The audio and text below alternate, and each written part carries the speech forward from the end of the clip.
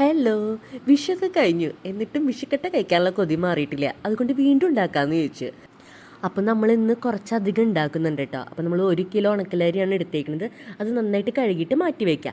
ഇനി ഇതിലേക്ക് നാളികേരപ്പാൽ നമ്മൾ ആഡ് ചെയ്യണം. അതിന് വേണ്ടിയിട്ട് ഫസ്റ്റ് പാൽ നമ്മൾ ഒരു ഗ്ലാസ്സിന് കൂടുതൽ വരും. അത് നമ്മൾ മാറ്റി വയ്ക്കുക. എന്നിട്ട് ബാക്കിയുള്ള നാളികേരം നന്നായിട്ട് അരച്ച് അതിൽ നിന്ന് നാളികേരപ്പാൽ എടുത്തിട്ട് നമ്മൾ ഈ അരിയിലേക്ക് നമ്മൾ ആഡ് ചെയ്യണം കേട്ടോ. അപ്പോൾ അതിലാണ് ഈ അരി കിടന്ന് വേവേണ്ടത്. അപ്പോൾ നമ്മൾ കുറച്ചധികം ആഡ് ചെയ്തിട്ടുണ്ട് കേട്ടോ.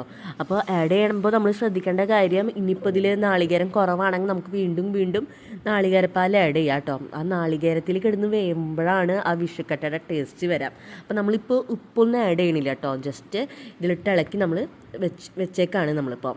ഇനിയിപ്പോൾ ഇത് നന്നായിട്ട് വേവണ വരെ ഒന്ന് വെയിറ്റ് ചെയ്യാം.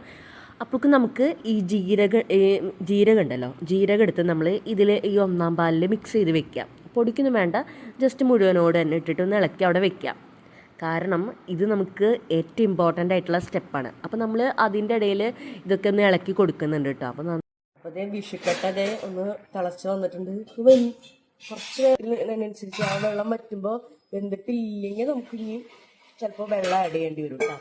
നമ്മൾ വെള്ളത്തിൻ്റെ കണക്കിൻ്റെ വേവനുസരിച്ചിരിക്കും. കുറച്ചും കൂടി നമ്മൾ ആ നാളികേരത്തിൻ്റെ തന്നെ വെള്ളം ഒഴിക്കുക കേട്ടോ. നാളികേരം വെള്ളമല്ല, ആ ഒരു തേങ്ങാപ്പാൽ പിഴിയേണ്ട ബാക്കിയുള്ള വെള്ളം കൂടി ഒഴിക്കണം. അപ്പോൾ ഇനി വേവട്ടെ അതെന്തായാലും. കട്ടയിലേക്ക് നമ്മൾ ഉപ്പിടാൻ പോകാൻ കേട്ടോ. ആവശ്യത്തിനുള്ള ഉപ്പിടുക.